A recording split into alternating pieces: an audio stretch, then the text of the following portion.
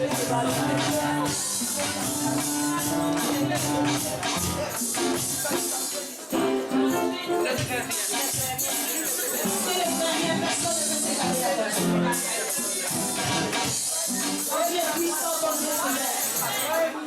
Dieu est glorieux et trois fois ça. Ton Dieu est admirable. Pour nous allons louer Jésus. On va louer Jésus. Mais nous. Mais tu vas louer ton Dieu.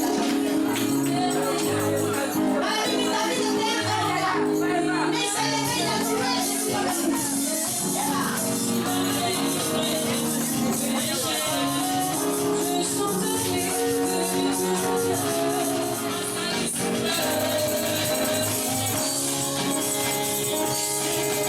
Jesus.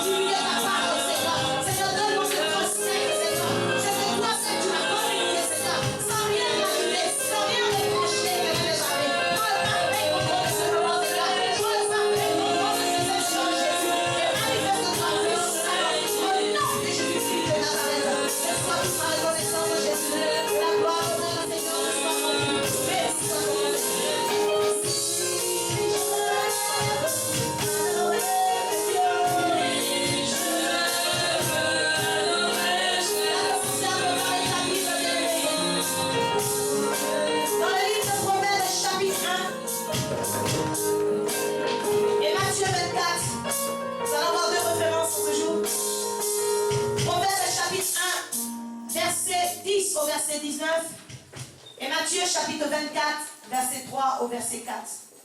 Et nous allons continuer notre message du dimanche dernier au temps d'Hérode. Proverbe chapitre 1er, verset 10 au verset 19. Nous avons vu que la saison dans laquelle nous sommes dimanche dernier, nous sommes au temps d'Hérode, où Hérode a simplement changé de nom. Alléluia. On a vu que dans cette saison, il fallait vraiment discerner les moments dans lesquels nous sommes. On ne va pas prier pour discerner parce qu'on a la capacité de regarder le temps et de dire qu'il va pleuvoir. Donc on a ce discernement-là en nous-mêmes. Nous avons la capacité de discerner dans quel temps nous sommes. On a aussi vu qu'il fallait être serein dans ce temps-là. Au temps d'Hérode, il faut être serein. Il faut aussi faire tous ces efforts pour pouvoir connaître et rester dans le couloir de sa destinée. On avait vu aussi la discrétion et être capable aussi de décoder le langage de Dieu. Et nous avions aussi vu qu'il fallait prendre garde que personne ne nous séduise. Et c'était un peu vague, c'est comme si je dis à quelqu'un, prends garde que personne ne te séduise, sans pour autant te dire comment s'arranger à ne pas être séduit. Alléluia.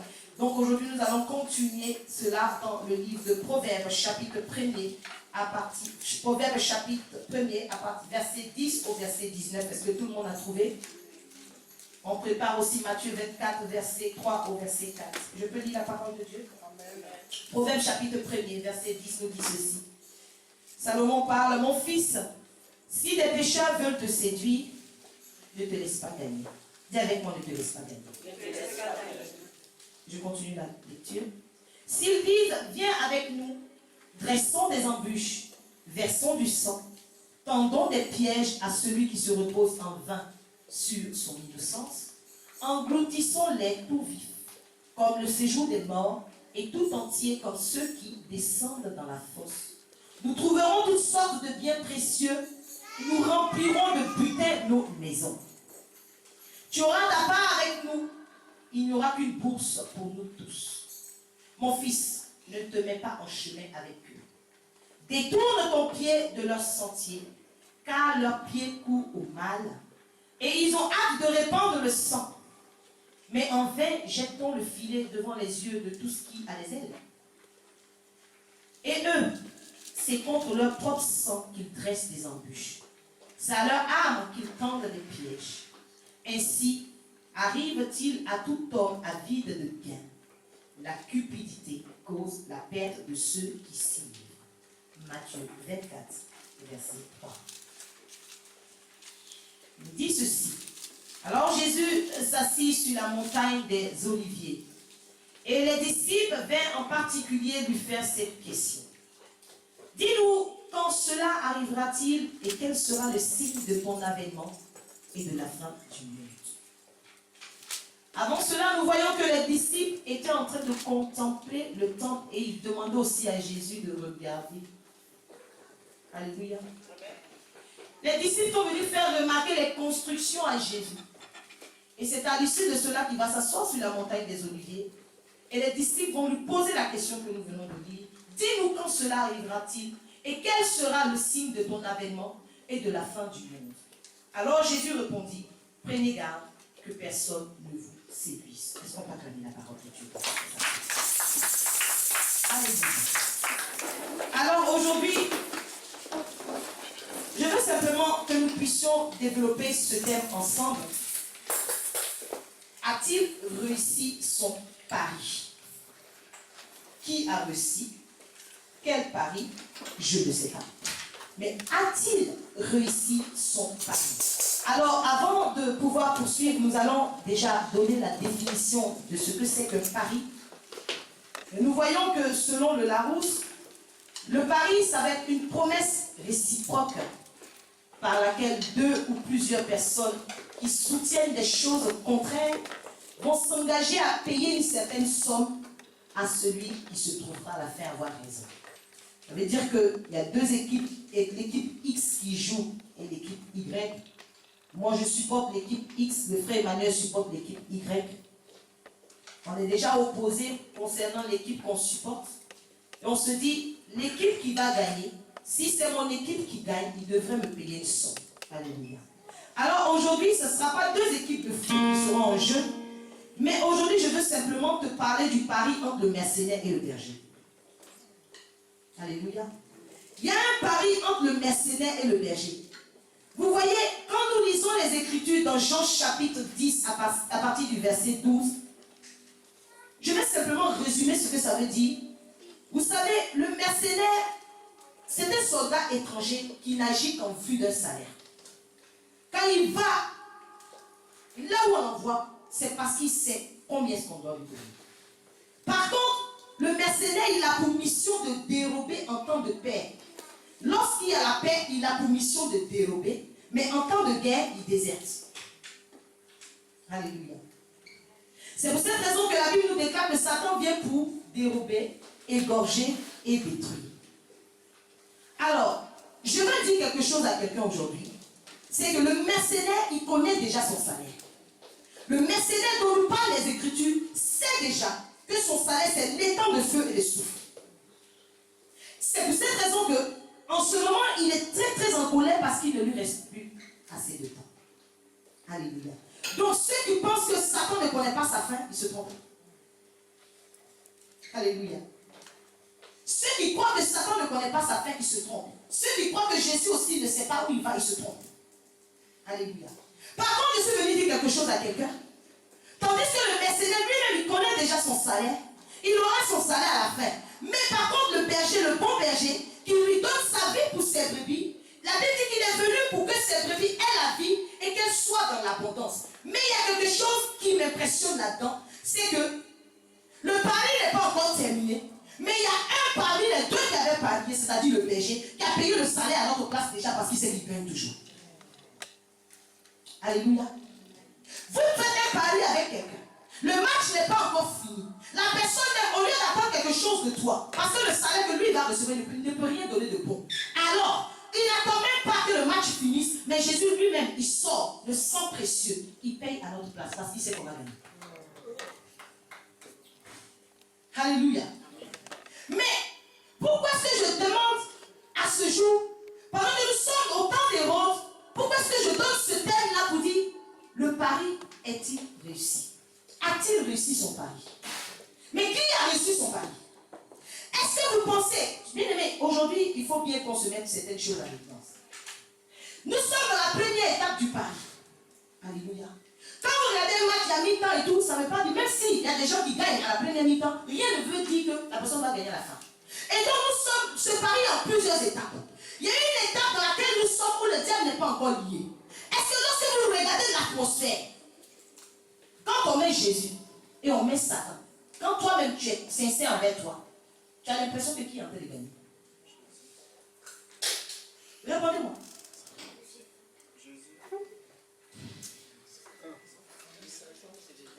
Amis de l'Éternel, mettons les choses au devant de nous. Lorsque nous sommes à cette étape du pari, là où le diable n'est pas encore lié, quand toi-même tu ouvres tes yeux, et tes yeux physiques et tes yeux spirituels, si le match doit s'arrêter tout de suite, qui a gagné?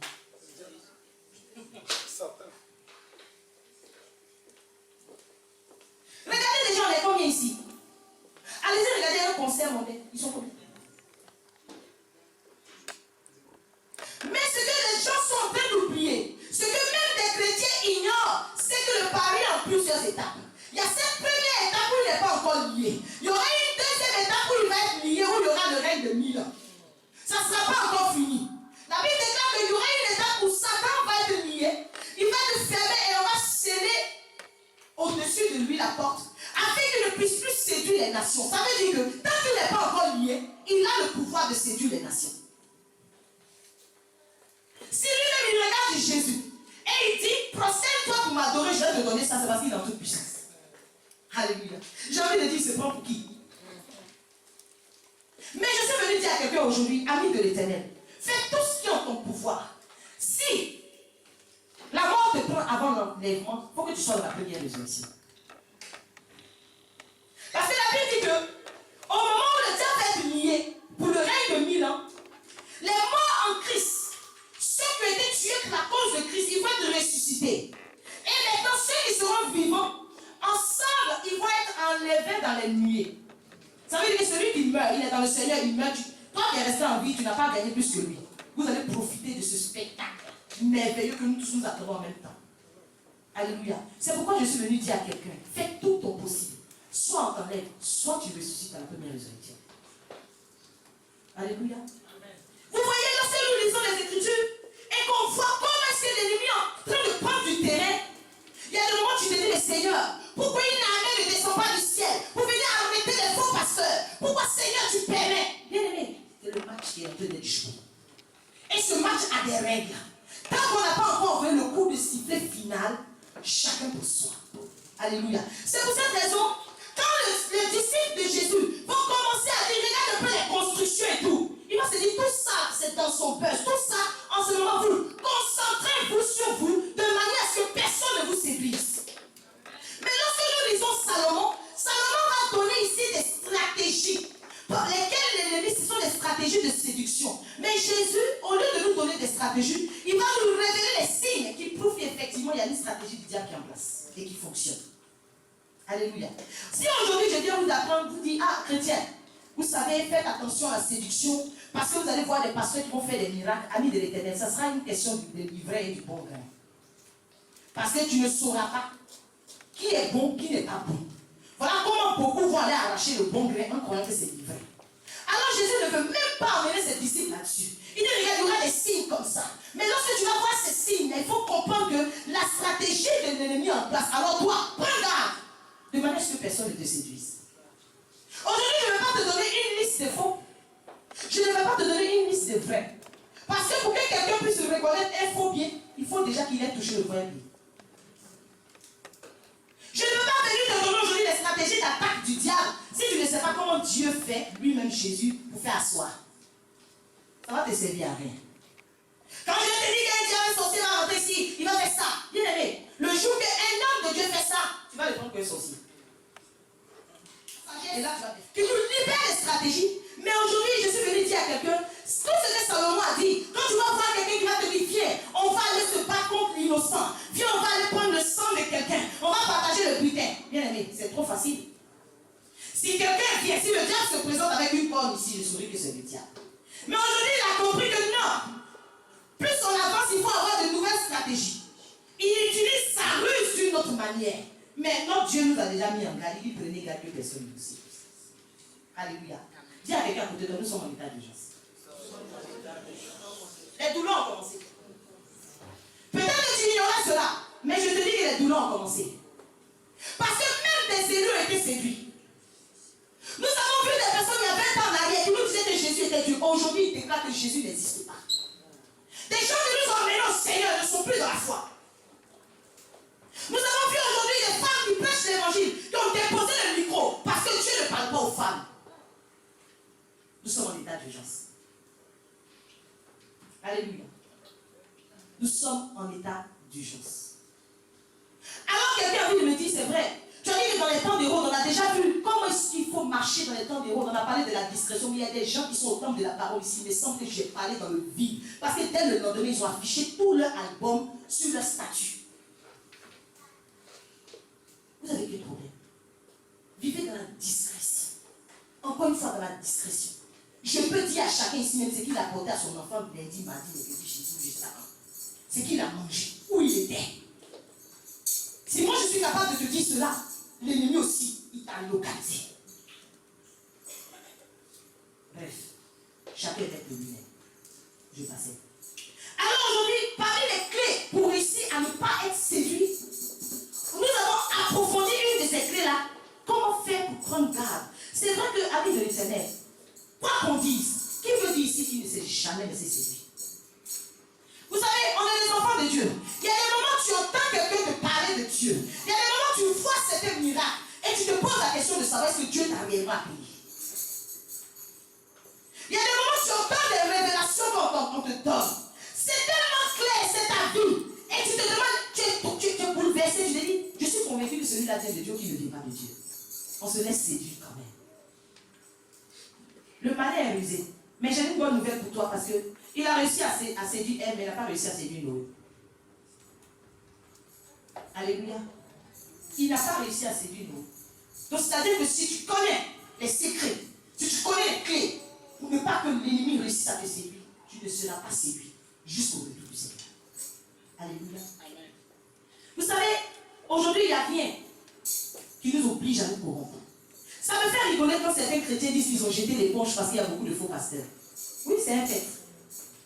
Mais c'est de ta responsabilité de ne pas te laisser séduire par un faux. Les faux, ils ne disparaîtront pas. Parce que le match est en train de se jouer. Il y a un pari en jeu. Donc tu ne pourras pas faire une prière pour exterminer ni ne pas croiser les faux sur ton chemin. Mais il faut que tu prennes garde. De manière à ce qu'en croisant un faux, tu ne te laisses pas séduire.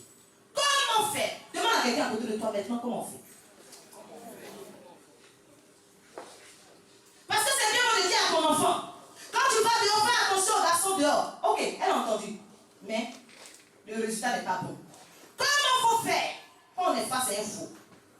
Quelle attitude est-ce qu'il faut qu'on ait? D'abord, la première question qu'on devrait se poser, c'est qu'est-ce qui fait qu'on arrive à me séduire? Alléluia.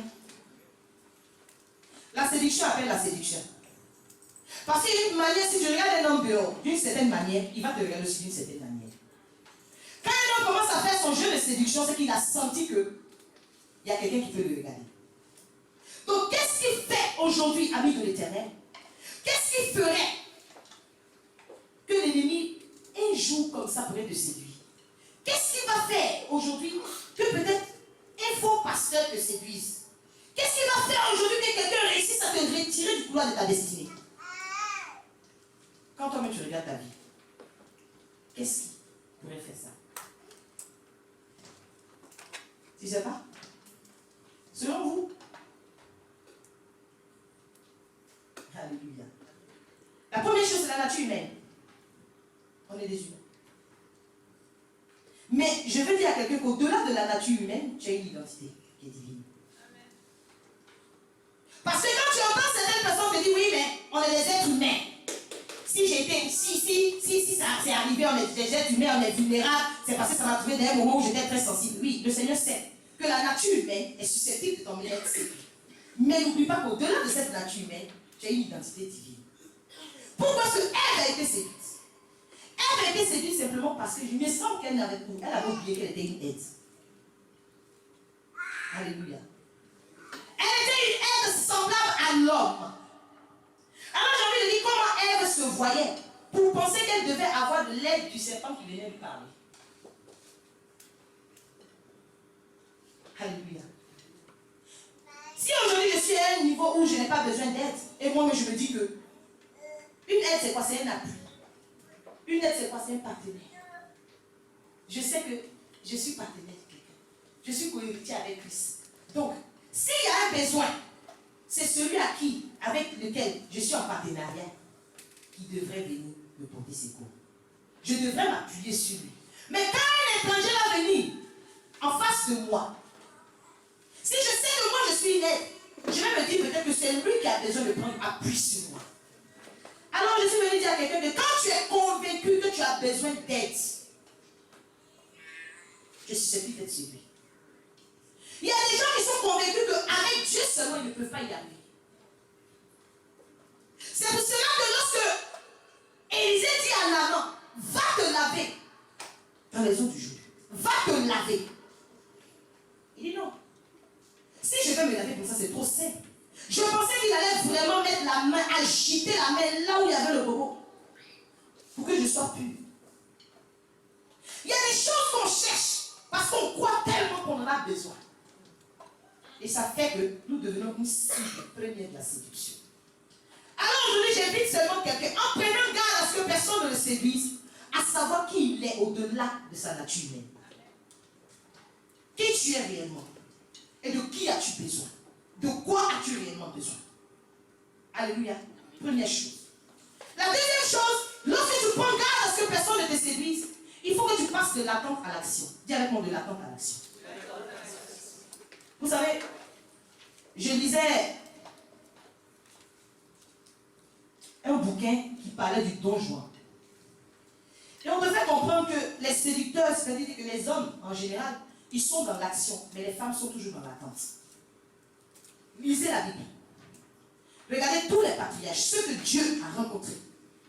Ils faisaient quoi? Regardez toutes les femmes qui ont été rencontrées, elles faisaient quoi? Même Anne, la Bible déclare qu'elle faisait quoi? Elle était assise dans le temple, elle gênait, elle priait, elle était dans l'attente de la consécration. Alléluia. Et j'ai compris comme le Seigneur m'a dit, tu sais, dans les temps de Noé, c'est vrai, Noé était un homme juste et intègre. Mais si je n'avais pas réagi à temps, peut-être qu'il aurait pu être séduit. Vous savez pourquoi? Alors qu'est-ce que Dieu fait? Dieu vient, il occupe Noé à construire une arche. Vous pensez que Dieu avait vraiment besoin d'une arche pour que Noé soit sauvé et sa femme? Alléluia. Est-ce que vous croyez que Dieu avait besoin de la main de Noé, de donner les dimensions exactes pour focaliser l'attention de Noé à bien faire ce qu'il devait faire? Quand il faisait comme ça, tel côté, prends tel bois, occupe-toi à chercher le bois dont j'ai besoin réellement. De cette manière-là, tu ne seras pas passif. Alléluia. Quand tu arrives dans une église, disons-nous la vérité, quand on met 10 femmes, on met 10 hommes, il y en a combien parmi les hommes qu'on réussit à séduire facilement? Non, qu'on se dise la vérité. Parce que si vous arrivez dans une église, la femme en attend du mari, elle en attend de l'enfant, elle en attend du travail, elle en attend de je ne sais pas, elle en attend de tout. Touche quelqu'un dit, passe de l'attente à l'action. Parce que lorsque l'ennemi arrive, il ne s'acharne pas sur les personnes qui sont en action, non, mais plutôt sur les gens qui sont en attente. Alléluia. Bien, les personnes, vous allez voir, il y a des moments où je dis que Dieu, vraiment, toute humilité mise à part, il y a des moments où je ne sais même plus ce que je vais demander, parce que je n'ai rien à demander à Dieu. Et je me lève le matin, Seigneur, quand j'arrive au moment maintenant de faire les requêtes, oh Seigneur, je n'ai pas de requêtes, mais je bénis ton nom pour toutes les requêtes qui ont été exaucées. Je n'ai rien à demander à Dieu. Pas parce que je n'ai pas de besoin, mais en fait, je n'attends rien. Parce que j'ai compris une chose, c'est que moi je dois à Dieu. Je n'attends rien de Dieu, parce que c'est Dieu qui m'a aidé en premier. Donc imaginez que Dieu va venir, si un faux prophète va venir, oui, il y a une onction ici, il faut payer lui pour avoir la grâce. Mais moi je ne suis pas en attente de la grâce. Donc il va payer ton lui. Non, dites-moi. On dit celui qui fait qui fait marcher les paralysés, même si je boite, je n'attends pas ma guérison bien aimée, parce que celui qui vit en moi. Il dit parce que je suis guéri. Donc même si je boite, ça c'est physique, mais spirituellement je suis bien. Chrétien, si tu as envie de ne pas être séduit, il ne faut pas être quelqu'un qui est dans l'attente. Tu ne viens pas à l'église parce que tu attends. Tu ne viens pas à l'église parce que tu attends. Regardez cette femme qui était coupée pendant combien d'années. Elle venait, on te dit seulement qu'elle était coupée, elle était tout le temps dans le temple. Ah, 18 ans. Pendant que les maternités étaient en train de dévorer les productions, Jésus était en train de faire quoi? Il était au pressoir. C'est là-bas que l'ange n'arrive pas. Alléluia. Soyons dans l'action, amis de Dieu. Le Seigneur a horreur des personnes passives. Quand vous regardez dans la Bible, aucune personne passive n'a été appelée. Même quand Élisée était programmé pour succéder à Élie, il était à la 12e paire de boucs. Le Seigneur a laissé travailler jusqu'à la 12e paire de boucs pour qu'on l'appelle, on jette le manteau. Alléluia. Troisième chose, ami de l'Éternel, pour ne pas être séduit, il faut que tu aies un minimum de connaissances, s'il te plaît.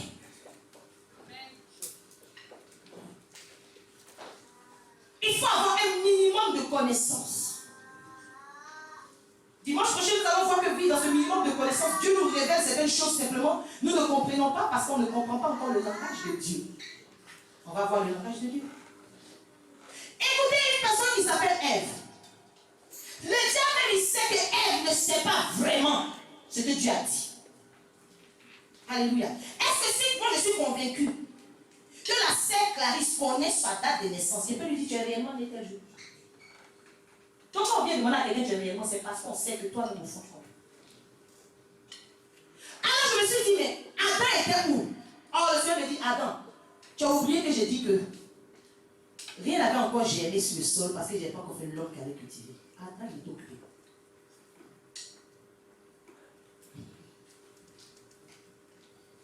Qu'est-ce qui qui a empêché Ève d'aller demander à Adam, qu'est-ce que Dieu a dit? Alléluia. Qu'est-ce qui a empêché? Qu'est-ce qui a empêché? Alors Jésus veut dire à quelqu'un, tu ne peux pas vérifier l'exactitude de ce que quelqu'un te dit si toi tu n'as pas un minimum de connaissance.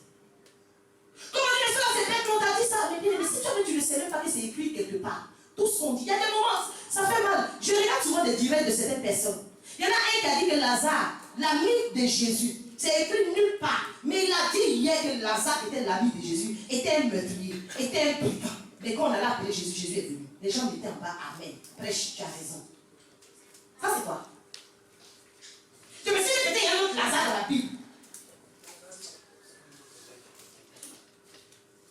Quand quelqu'un prêche l'évangile, que tout le monde le suit, et qu'il raconte que lorsque Noé il a caché son visage, c'était parce que c'était des gens qui avaient mis un voile sur lui. La jalousie. Donc on va prier pour que tout voile que tes ennemis ont mis soit déchiré. Mais je suis désolée, c'est parce que Noé savait que dans la présence de Dieu, son visage était illuminé. Alors qu'il sortait, au fur et à mesure que les gens le regardaient, son visage changeait. Donc c'était pour éviter que ce changement s'opère devant les gens. Moïse, du moins, il cachait cette gloire-là. Mais quand tu écoutes quelqu'un qui te parle comme ça, quand tu écoutes des gens qui te disent qu'Abiathar était déchu de ses fonctions, parce qu'il y avait un esprit de famille, pendant qu'Abiathar était parmi les gens qui étaient des sacrificateurs au temps de David et qui l'ont trahi. Vous voyez, et quand on regarde, on dit non, il a les révélations, pendant que les révélations ne sont même pas vraies. Le verset sur lequel il s'appuie n'est même pas biblique. Vous ne voulez pas être séduit comment? Pour que quelqu'un fasse le clown, c'est parce qu'il a vu qu'il y a des gens qui aiment rire. Si je suis nerveux, tu ne peux pas jouer le clown devant moi. Sinon, tu as un coup de poing. Alléluia. Il faut avoir un minimum de connaissance. Quand tu vois les chrétiens qui te disent, moi, vraiment, je n'aime pas trop lire la Bible et tout ça. Il faut savoir que celui-là, il faut le séduire bien même. Alléluia. Quatrième point, pour éviter d'être séduit, le Seigneur nous a dit, soyez prudents comme des serpents. Alors ça m'a poussé quand même à aller voir pourquoi est-ce que cette prudence du serpent est dans la Bible. Qu'est-ce que Jésus a vu chez le serpent que nous devions comprendre pour qu'il nous y fasse référence au serpent. Il fait référence à la fourmi, il fait référence au serpent. Alors avec un peu de recherche, je vois que le serpent, s'il y a quelqu'un qui n'aime pas, c'est l'homme. Le serpent a d'autres raisons. Le serpent n'aime pas. Mais tu comprends que la Bible dit maudit soit l'homme qui met son appui dans l'homme. Le serpent sait que l'homme, quand l'homme arrive vers moi, c'est pour me faire quelque chose. Donc il n'aime pas l'homme. Mais nous, on met notre confiance dans l'homme. Tant que tu vas mettre ta confiance dans l'homme, bien aimé, tu seras séduit. Le serpent, lorsque tu l'enlèves de son milieu et que tu l'envoies dans un autre environnement, le serpent, généralement, c'est un animal qui est très, très stressé. C'est un animal qui panique pour rien. Ce qui fait que lorsque tu le sors de son milieu, de son environnement, et que tu l'envoies dans un autre environnement, il doit prendre un temps d'adaptation pour s'adapter à l'environnement, sinon il est en panique. Mais toi, tu es chrétien, tu n'as même pas besoin de t'adapter. Aujourd'hui, tu es dans l'église des Pierres. Demain, on dit tel pasteur là-bas. Toi, tu n'as pas besoin d'adaptation. Partout où tu arrives, tu t'installes et puis tu prends l'option là-bas. Tu n'es pas prudent comme un serpent. Alléluia. Pour que tu sois à l'aise quelque part, il faut y avoir un temps d'adaptation. Pendant ce temps d'adaptation, tu t'imprègnes du milieu. Tu regardes un peu ce qui est bon, ce qui n'est pas bon. Mais nous, on n'a même pas ce temps d'adaptation. On dit un pasteur arrivé aujourd'hui du Nigeria. Quand tu quittes ici, tu es là-bas déjà. Et puis tu es membre de son église. On appelle les partenaires de l'église. Ceux qui veulent payer la salle, tu es là. Un point que tu ne connais même pas. Le serpent ne fait pas ça. Alléluia. Le serpent a besoin d'évoluer caché. On a vu ça dans la discrétion. Tu le trouves sous les pieds, tu le trouves en bas. Il évolue. Et le serpent, il est très solitaire. Quand vous allez voir des serpents en groupe amis de l'Éternel, c'est pour deux raisons. Des moments d'hibernation et des moments de reproduction. Ça veut dire que le serpent ne s'allie pas à quelqu'un sans objectif. Alléluia. Tant qu'il n'y a pas un objectif derrière, tant qu'il ne gagne pas quelque chose à s'associer, il ne le fait pas. Et nous les chrétiens, nous n'avons pas d'objectif. C'est dangereux. Soyons prudents comme le serpent. Le serpent ne supporte pas d'être manipulé. Il n'aime pas trop qu'on le touche. Il y a des gens qui pensent que c'est pas comme un chat qui a besoin de caresses. Le serpent, quelque part, il n'a pas besoin de ressentir une présence humaine pour être bien. Au contraire, lorsque tu commences à le caresser, à le toucher, il commence à stresser, il peut être dangereux. Il ne supporte pas d'être manipulé. Mais il y a des gens, tant qu'on ne les manipule pas, ils ne se sentent pas, ils n'existent pas. Tu n'es pas à l'aise quand il y a personne qui te manipule. Toi, tu es comment? Quand il y a personne qui te dit que malgré ton péché, tu réussiras, là, ça te donne envie de prier. Quand il y a quelqu'un qui te dit que c'est ta maman qui veut ton mal, là, ça te donne envie de combattre. Et tu combats contre toi-même. Alléluia. Le serpent a besoin d'être libre dans ses mouvements. À partir du moment où il se sent trop confiné, ça le rend mauvais. Mais, amis de l'Éternel, quand on regarde souvent des vidéos des chrétiens qui sont couchés et puis on monte sur eux, on dit brouter l'herbe. Toi-même, tu sens que tu es en esclavage, mais tu aimes ça. Aboyer, parce que c'est une option. Mais c'est pas ça. La Bible déclare que si le Seigneur t'a franchi, tu es réellement libre. Si tu es dans une situation, tu es dans un ministère, tu marches avec un homme de Dieu, ce qu'il te dit est contraignant, que tu vois que tu ne peux pas te mouvoir spirituellement, il y a un problème. Tu es en phase d'être séduit. Parce que l'évangile que nous prêchons, Dieu me dit, je mets devant toi la vie et la mort. C'est toi qui choisis. On ne t'impose rien. À partir du moment où on commence à t'imposer des choses et que toi-même tu sais que ça ne vient pas de Dieu, fais attention. Aussi une chose que même le Seigneur a révélé à Moïse. Moïse, lorsqu'il a jeté son bâton, la Bible déclare que Moïse, il voulait soulever son bâton. Dieu lui a dit, hé, attention, c'est devenu un serpent. Le serpent ne touche pas sa tête. Dis avec moi, on ne touche pas sa tête. Attrape-le par la queue. Touche pas sa tête. Parce que lorsque tu touches sa tête, le serpent ne supporte pas qu'on mette la main sur sa tête. Mais toi, on t'a imposé déjà les pieds, les mains, les orteils, tout ce qui ne doit pas être imposé sur ta tête. Partout où tu t'en vas, ta tête. Tu as oublié que le Seigneur a dit d'avoir la prudence du serpent. Dis avec moi, on ne touche pas la tête du serpent. Alléluia.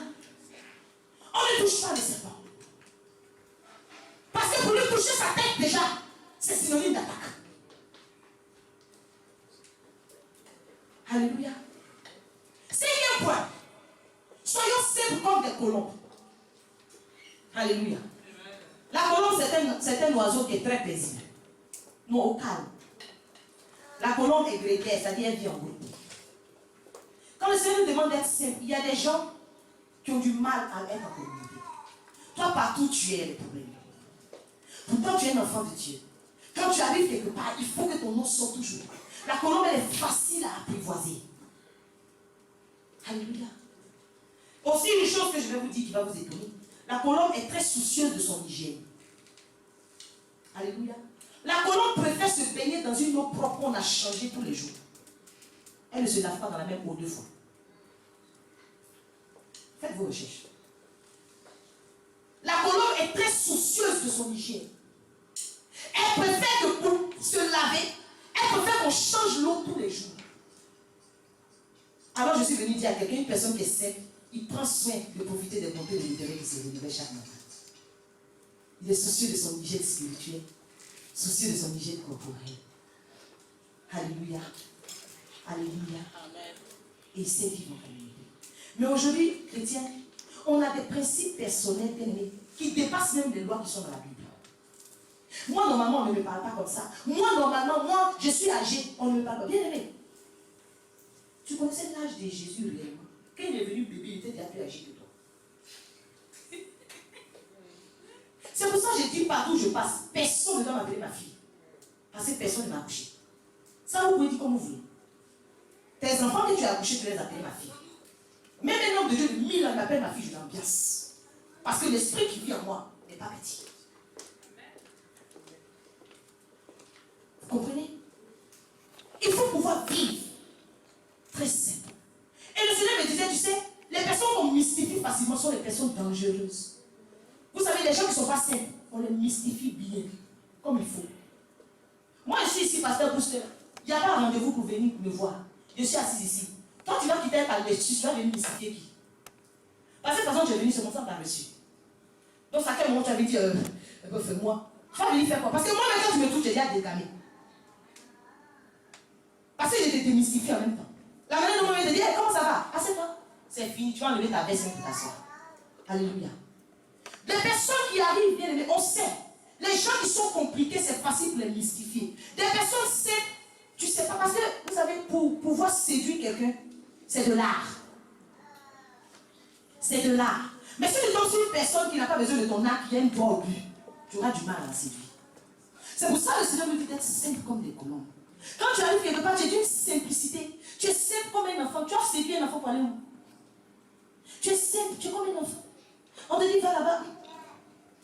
Mais si quelqu'un sait que s'il te dit, est-ce que tu peux partir là-bas? Tu vas lui dire, quoi? Moi, normalement, c'est toi qui dois venir vers moi. Mais pour te dire de partir là-bas, ainsi parle l'Éternel. Hier, quand je dormais dans mon songe, je ne t'ai pas vu sur cette rangée. Je l'ai vu à l'arrière. Ma fille, écoute la voix de l'Éternel. Sur le mouvement du Saint-Esprit, va à l'arrière. Il t'a pris. Parce qu'il sait que tu n'es pas simple. Si on te dit simplement, va t'asseoir derrière, ça sera des problèmes. Alléluia. Tellement tu n'es pas simple, j'ouvre une parenthèse aussi pour dire à ceux que peut-être réservez leur place dans cette église. Quand les hôtesses vous disent, asseyez-vous là. Ici, ce n'est pas votre salon. Où on vous dit de vous asseoir, c'est là-bas que vous vous asseyez. Parce que quelqu'un qui est simple, on dit assieds-toi là. Toi, quand tu la vois venir, tu fuis en même temps. Mais on te dit assieds-toi là. Celui qui fait ça, je quitte la chair, moi, je vais le déplacer. Comme on aime le mystifiage. Avec il faut être simple, ami de l'Éternel. Il faut aussi rechercher avant tout, comme dernier point, les intérêts de Dieu. Quelqu'un me disait la dernière fois, comment on peut reconnaître un vrai miracle d'un faux miracle? La chose est simple. Si aujourd'hui, moi, j'ai fait marcher mon paralytique, le paralytique a marché, gloire à Jésus, Dieu gagne quoi dedans? Parce que derrière tous les miracles que Jésus faisait, soit il dit, allez-y vous présenter au sacrificateur, pour ne pas vraiment qu'on vienne abolir la loi, parce que c'est comme ça la loi dit. Allez-y le faire. Ou bien non, vous avez reçu votre miracle, mais donnez-le à manger de peur que les forces manquent. Ou allez-y vraiment témoigner dans vos maisons. Dieu est glorifié dedans. Mais j'ai fini de faire one man show, et j'ai dit que c'est comme ça qu'ils sont forts au pasteur. Et puis on m'acclame. Dans ce miracle, Dieu est glorifié où? Tu finis de prêcher. Tu as fini de donner tous ces remarques. Il y a eu telle transformation parce que le premier miracle de la Bible, ça n'a pas été une résurrection, mais c'est la transformation de l'eau en vin. Ça veut dire que le premier miracle qu'un chrétien doit recevoir quand il vient à Christ, c'est le changement. Parce que si tu marches avec quelqu'un, tu entends l'évangile que quelqu'un te prêche, il n'y a pas de changement dans ta vie, ami de l'Éternel. Il faut t'asseoir, pose-toi des questions. Dieu gagne quoi? Tu as toutes les huiles. Huile d'Esther, huile de la reine Elisabeth, huile de je ne sais qui, de Salomon, huile de Samson, même pour avoir la puissance des femmes. Il y a ça aussi en Israël. Tu as tout ça, mais ta vie ne change pas. De quoi il s'agit? Depuis que tu es à l'église, c'est pour ça que je dis aux enfants de Dieu, si tu viens au temple de la parole, que même ton teint ne change pas, c'est qu'il y a un problème.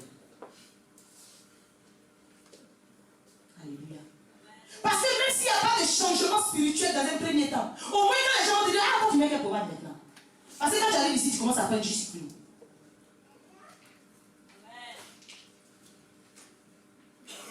Il y a des gens qui sont arrivés avec leur visage, Dieu les a bien créés. Mais quand ils ont fait 3 mois ici, le visage n'est plus le même. On peut témoigner. Au moins le changement physique, même Jésus, quand il s'est mis lors de la transfiguration, il y a eu changement. Son visage a rayonné. Donc quand tu rentres dans la présence de Dieu, le changement doit être tant bien moral, spirituel, financier et physique. Alléluia. Alléluia. Que le nom du Seigneur soit béni. Alléluia. Je veux aussi, bien aimé, avant de terminer, vous dire que quelqu'un qui ne sait pas dire non, il est foutu. Si tu es béni, oui, oui. C'est pour ça que souvent il dit à la sœur, quand tous les temps tu dis oui, il faut dire non un jour. Parce que souvent on a besoin des gens comme des pierres qui s'opposent si tu ne vas pas. Tu dis non, tu dis toujours oui. Tout ce qu'on dit, toi tu dis oui. Quand il y a un séducteur en face de toi que tu lui dis non, ou bien permettez-moi vraiment d'interroger Dieu. Ou bien, il y a peut-être quelque chose que je ne comprends pas ici, homme de Dieu.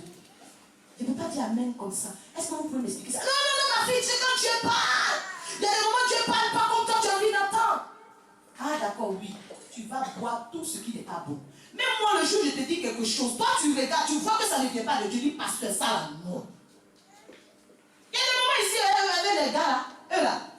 Mais ils se mettent, ils me disent, ça, on n'est pas d'accord. Je donne tous les arguments, ils disent non. Moi-même, je sais qu'il est séduit. En toi, ici, il ne peut pas. On ne te demande pas d'être rebelle, mais on te demande quand même de t'affirmer. La Bible dit que ton oui soit oui et que ton non soit non. Ça veut dire que dans la Bible, on doit dire non. Dans la Bible, on doit dire non.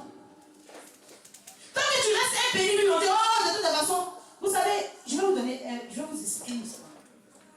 J'ai marché à côté de certains hommes de Dieu. Ce qui me permet aujourd'hui, comme je dis au Seigneur, de servir Dieu avec beaucoup d'exemples. Quand vous voyez un homme de Dieu qui rentre dans un magasin et qui voit un nouveau portable qui fait 800 €, et qui regarde le portable qui dit, ah, les chrétiens ils sont trop bêtes, ils n'ont pas dit. Ils oublie que moi je suis chrétien. Les chrétiens ils sont trop bêtes, ils n'ont pas dit qu'ils aiment les bénédictions.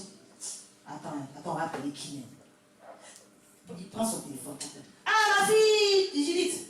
Ah, ça bénit, ah, papa, ça bénit. Ah, ça va. Ah, faut que tu aies béni ton papa, hein. Je viens de voir le dernier Samsung là. Faut que tu aies béni ton papa, ça là, Dieu va te bénir, va se souvenir de toi. Une pauvre femme qui est peut-être avec ses 5 enfants, qui mange les allocations familiales, qui n'a rien. Et c'est elle qui va venir payer ce portable de 800 € parce que tu la prends pour une bête. Et quand tu regardes que dimanche, elle va faire une carte FNAC, elle paye en plusieurs fois, elle vient donner le portable au pasteur, elle dit, toi tu es un sorcier. Alléluia. Tu dis, toi tu es un sorcier. Vous ne savez pas dire non. Le pasteur dit, il faut prendre un crédit, prends un crédit, et puis tu vas prendre un crédit de 10 000 € et te rembourser 5 €. Parce que toi-même, tu ne peux pas faire. Ce n'est pas de l'impolitesse. Ah, pasteur, tu as 4 et 10 ans. Tu as un livre. Mon bébé t'a couvert la FNAC. On va essayer de voir. Si avec ta carte, ton nom, ça ne passe pas, on va voir comment on peut prendre le nom de ta femme. Mais après, vous vous levez aujourd'hui, lui, le pasteur a fait des choses. Il a attaché ta main. Est-ce qu'il a attaché ta main? Il ne t'a pas attaché. Il ne veut pas savoir dire non. Apprenez à dire non. Quand vous voyez que ce n'est pas juste, bien, il y a des choses qui sont écrites dans la Bible. Quand ton pasteur te dit qu'il faut donner le papier de ton enfant, on va casser tout aujourd'hui. Donne le passeport de ton enfant, on va faire vivre mon enfant qui est en Afrique. Et puis c'est toi-même qui vas donner médicaments pour dormir. Les zombies ou pas, l'enfant, tu le mets au corps. Et puis tu es en train de risquer ta vie là. Quand la police va te mettre en prison, c'est au nom de qui? Il faut arrêter. Non, tu sais comme tu as fait ça pour l'homme de Dieu. Dieu même sait que c'est pour son coin. Dieu ne t'a pas envoyé. Arrêtons de faire ce genre de choses-là. Parce que l'ennemi ne joue pas. Ce qui n'est pas le produit d'une conviction est un péché. N'abusons pas de l'autorité que Dieu nous donne. Dieu nous donne l'autorité. Pas sur les hommes comme ça. Non. La preuve est que même pour manger, quand vous lisez bien les Écritures, à aucun moment, Dieu a demandé à l'homme de manger les animaux dans Éden. Il a parlé de tout ce qui était des feuilles, des arbres et tout. N'abusons pas de l'autorité que Dieu nous donne. Parce qu'on dit brebis, ce n'est pas mouton. C'est des brebis, ce n'est pas des moutons. Alléluia. Chrétien, fais attention à toi. Prenons garde. Arrêtons de regarder, arrêtons de faire la chasse au faux. Bien aimé, il y a un timing. Tu ne pourras pas arrêter ce qui se passe. Mais tu pourras plutôt te préserver. Tu ne pourras pas lutter. Parce que le Seigneur a déjà dit. Prenez garde. Tu ne peux pas te lever pour dire que tu es défenseur de Dieu. On est en train de jouer la première partie. Arrange-toi à être trouvé juste lors de la fin. Alléluia. Aujourd'hui, je veux conclure pour dire à quelqu'un, fais attention à ton style, ton langage et ton comportement. Pourquoi? Parce que c'est 3 choses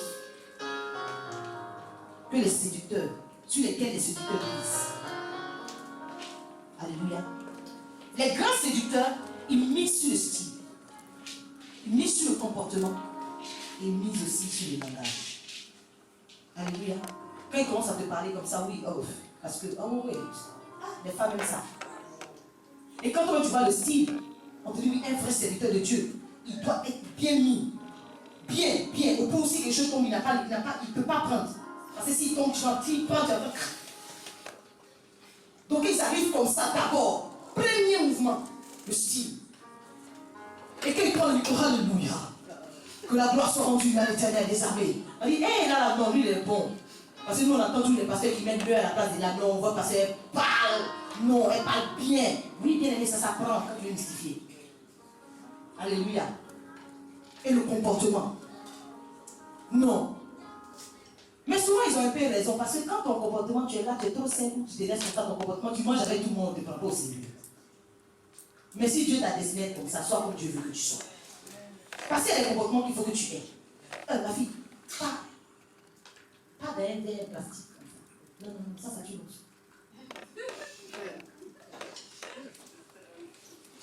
Quand tu veux offrir un cadeau à ta maman, il ne faut pas donner des... Il faut prendre des bons papiers cadeaux. Les bons papiers cadeaux, il ne faut pas prendre ça. Et puis, il ne faut pas déchirer ça du manière. Non, je n'aime pas quand les choses sont pliées de cette façon. Tu respectes les gens. Quand ils te donnent une prophétie ici par l'Éternel, tu ne contestes pas. C'est pas comme pour nous, quand on dit Dieu a dit, j'ai prise. Mais ça s'accomplit quand même. On va parler, je serai assez. Alléluia. Que la main du Seigneur s'appelle. Alléluia. Alléluia.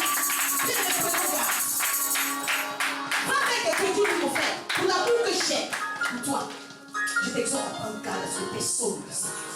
Personne ne doit te dire. Lève-toi, va avec quelqu'un. Et dis-lui cela sincèrement. Dis-toi de pouvoir avec quelqu'un. Parce que ça n'arrive pas aux autres. Ça n'arrive pas aux autres. Plusieurs étaient séduits. Ils ont commencé à prêcher sur la prospérité à des gens qui ne savent même pas épargner. Pourtant, au départ, ils avaient le langage vrai. Au départ, le langage était vrai. Priez pour moi afin que personne ne séduise. Afin que je ne sois pas un matin en train de commencer à prêcher la prospérité. Non. Le jour où je vais parler d'argent, ce sera la gestion des finances et non la prospérité. Parce que celui qui fait gérer, il prospère. Dis à quelqu'un, ne te laisse pas séduire. Les temps sont mauvais, ne te laisse pas séduire, s'il te plaît. Ne te laisse pas séduire.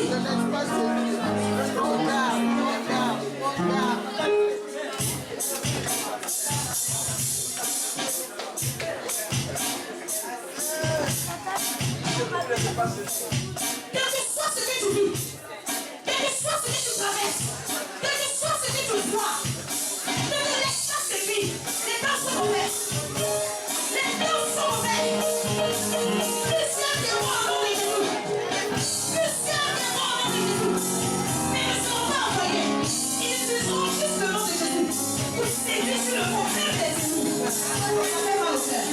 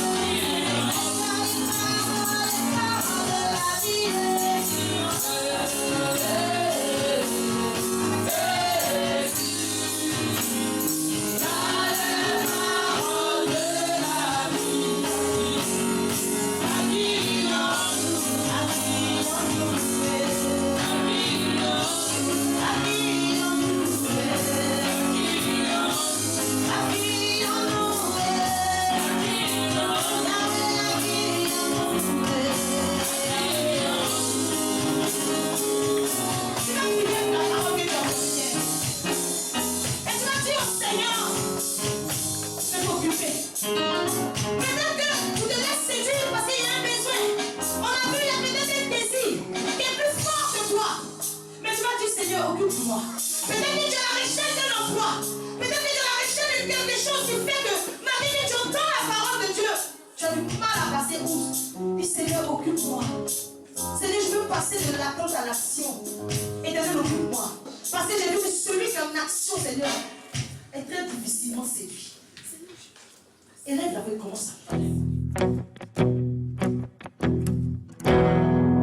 Tu as placé les étoiles au commencement de l'univers.